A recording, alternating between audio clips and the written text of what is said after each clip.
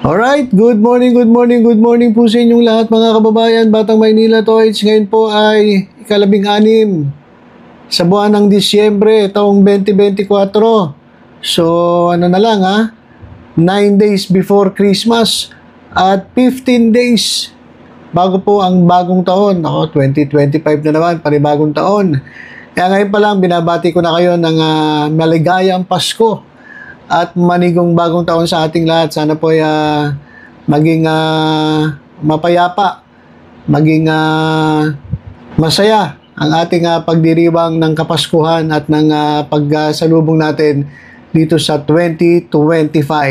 Okay, ngayon mga kababayan, pag-usapan natin itong inilabas ni Badoy na pahayag na kung saan binanatan niya si Senator Amy Marcos, mga kababayan. Kasi sabi ni Badoy, ito raw si Amy Marcos, ito po, yan po. Yan ayon kay Badoy, Lorraine Badoy, ito raw si Senator Amy Marcos ang utak daw nagkakaleche-leche itong Marcos presidency. Ito naman si Badoy, mahilig din magkaganyan si Badoy Di ba? Ito lang itong uli.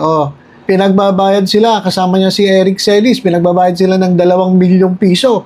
Bakit? Kasi nirentag nila si Atom Arroyo rentag pa more. Nirentag nila si Atom Arroyo at nanalo po si Atom Arroyo sa kaso. Kaya naman itong si Badoy na rentager at si Celis ay pinagbabayad po ng korte ng 2 milyong piso bilang danyos dun sa kanilang paninira dito kay Atom Arroyo. At pagkatapos nun, ito na naman wala talagang kasawa-sawa itong si Lorraine Badoy. At ngayon na binabanatan niya ay ito namang si Senator Amy Marcos. Kasi bakit daw, paano nasabi ni Badoy na itong si Amy Marcos ang may dahilan kaya nagkakaleche-leche, nagkakabisit-bisit itong Marcos presidency. Kasi daw, sabi niya, even though alam ni Amy Marcos na itong kanyang kapatid ay isang drug addict, at alam na alam daw ni Amy Marcos na itong kanyang kapatid ay zero capacity, walang kakayanan na pangunahan na itong ating bansa, ang ginawa pa rin daw ni Amy Marcos ay minanipulate niya. Ibig sabihin gumawa siya ng paraan. At yung paraan niya para maipwesto sa President si Marcos ay yung kanyang panloloko.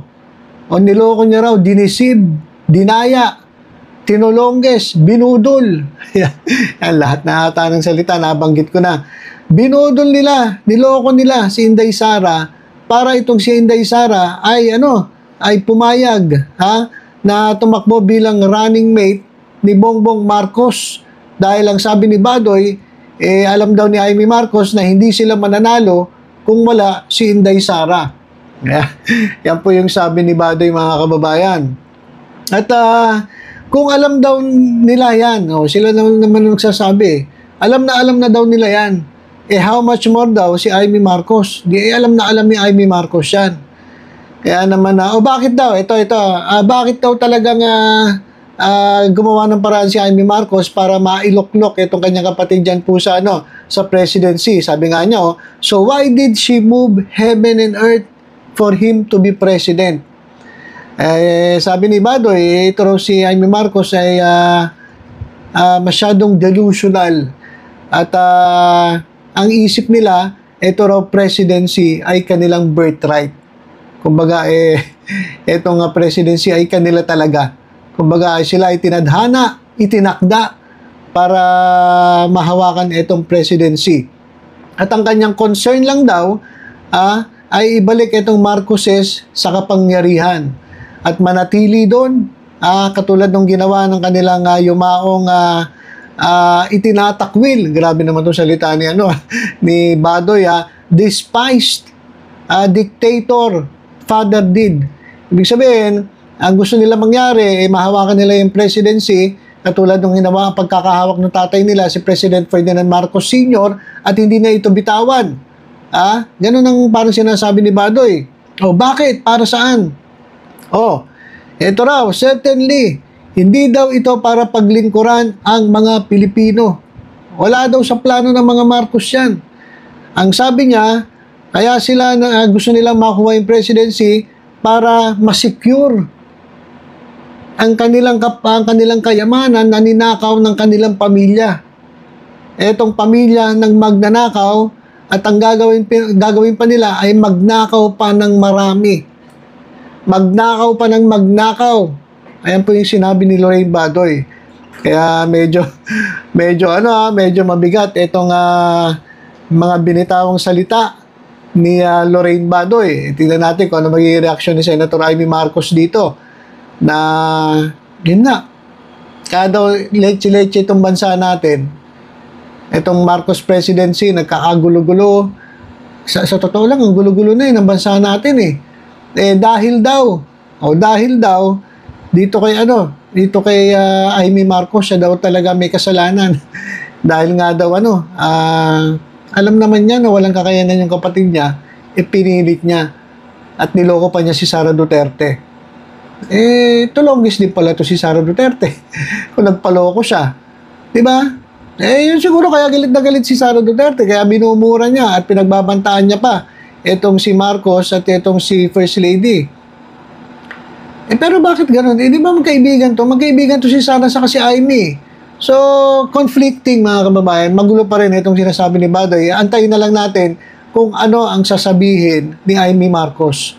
Sa mga oras nito, wala pa kasi itong post ng SMNI, mga kababayan, bago pa lang ito. Pagka-post, yan, binalita ko agad sa inyo para at least malaman ninyo yung sinasabi nung Red Tagger na si Lorraine Badoy. Basahin ko lang ilang comment dito, mga kababayan. Sabi rito, ito po, ito yung comment, dito, ginamit lang talaga nila ang mga Duterte para makabalik sa pwesto. Ngayon, patatalsikin na nila si BP Sara. Kasalanan nyo yan eh.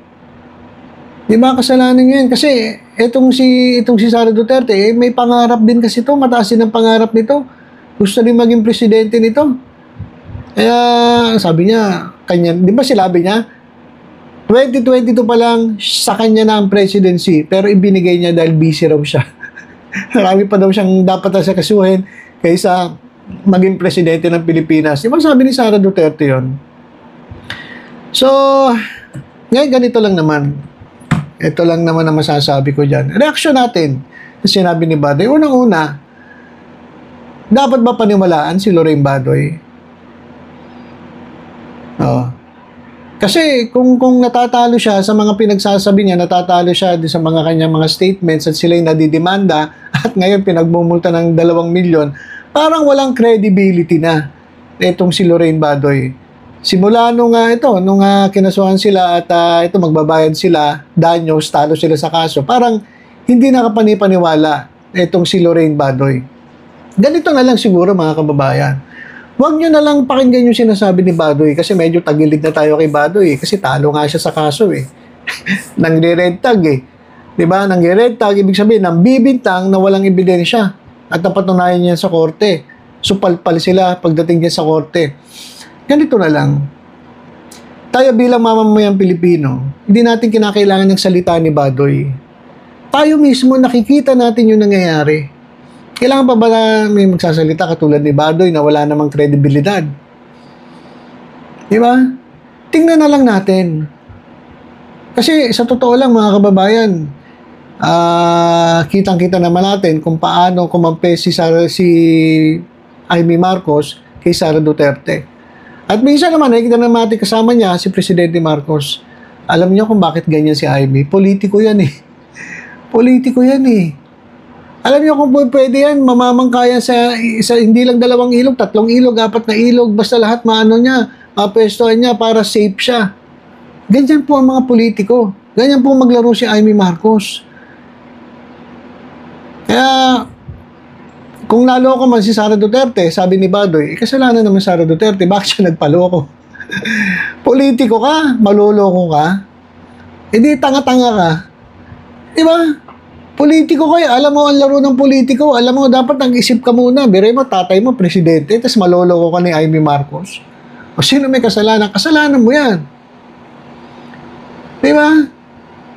Tayo naman mga Pilipino, tayo mga mamamayang Pilipino, ang concern lang talaga natin ay yung ating bansa. Ito mga laro ng politiko,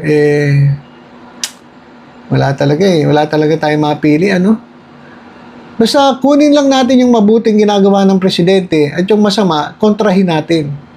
Gano'n na lang po tayo. Suportahan na lang natin ang gobyerno sapagkat ang gobyerno po ay tayo, taong bayan po.